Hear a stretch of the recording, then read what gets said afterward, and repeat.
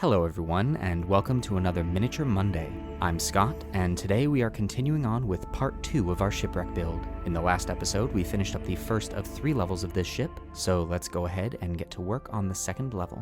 Starting off with Army Painter's Oak Brown, we are going to follow the ship's ribs from the first level as they rise up to this stage of the model. You can see that I have the finished level off to the side here for reference, and that's because a lot of the details from each section of this model overlap onto one another.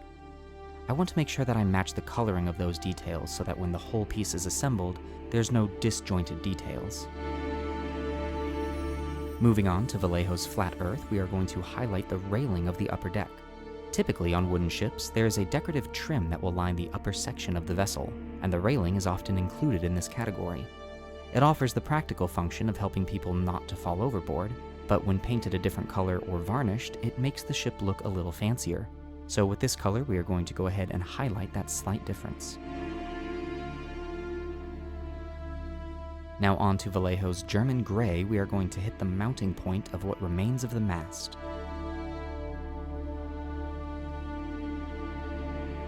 Next up is my favorite, Army Painter's Darkstone, which we are going to use on the framework of the many windows that line the aft cabin of this ship.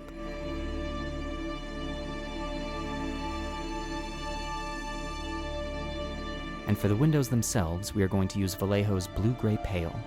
I wanted the windows of this ship to look as though they were crusted over with salt, as if you could see through them, but it would take some effort. I thought that this color, after a wash, would be best suited for that effect.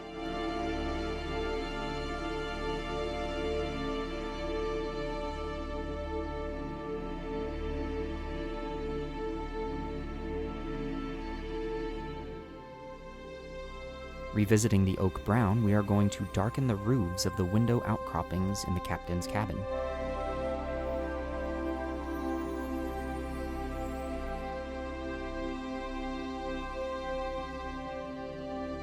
With that finished, we are going to use Army Painter's hemp rope to hit the... Wait, what? Hold on. What? Wait, what happened here? This isn't where we were at all. I had plans. I had things to do. This is done. Okay, so clearly something happened between that last step and, well, where we are now. And that thing is time management. Yeah, I know, it's a pesky little bugger. So one of the wonderful things about being a crafting DM is being able to make these wonderful pieces of scenery that help add immersion for your players at the table. And honestly, the reaction that you can get from your players is one of the reasons that I love this game and doing what I do.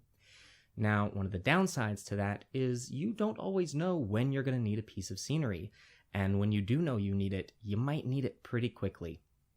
As I said, this was one of the biggest set pieces that I have ever made to date, and that added with me now recording my process, it was taking a bit longer than I was expecting, and I had to make a tough decision. And that decision was between recording my process for you and having a finished set piece for my players. And I had to choose finishing this piece. And even with the time crunch that I had, I finished this 4 hours before my players showed up that night. It was close. Now, that being said, my players took a bit longer than I thought they were, didn't end up actually using this until 2 weeks later, so, but I needed to be prepared regardless. So what I would like to do now is just take you on a little bit of a tour of this. I'm very proud of it. It is a beautiful piece of scenery. I want to show you some of the highlights and at least let you know what happened. But before we do that, I would like to show you the reaction that my players had when I first put this down on the table. Yep.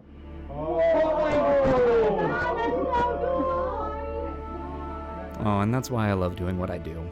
Being able to give these stories in this setting to my players. Their reaction is the best gift that I could ever ask for back. As you can see, the Shipwreck came out beautifully. To try and pick up where we left off, we used Army Painter's aptly named hemp rope for the lines on the deck. We used the lighter Monster Brown, also by Army Painter, for the door to the captain's cabin, as well as the mast and the stairs. And then we used Army Painter's Leather Brown for the broken helm. Oak Brown was then used to line the door and windows, and you can see that after the wash, the Blue-Gray Pale worked out beautifully for the glass. The only part I think we missed was using Vallejo's Black-Gray on all of the lanterns of the ship, and continuing to use the Blue-Gray Pale to create the glass effect on them as well. The entire ship was washed in Citadel's Athonian camo shade, and I must say, after all of this, I am going to have to buy another pot of that. But it was well worth it. I'd like to thank Evan of EC3D Design again for this fabulous model. It is beautifully sculpted and was a delight to paint. If you would like to check out more of his work, I've put a link to his page in the description below. My players had an absolute blast with this ship, and I am so happy with how it turned out. I am already thinking up new ideas for how to use this in future games. What sort of story would you tell with this shipwreck? Let me know in the comments below. I would love to hear your ideas. If you like this video, please like and subscribe to our channel for more nerdy content. Once again, I'm Scott, and I will see you at the next Miniature Monday.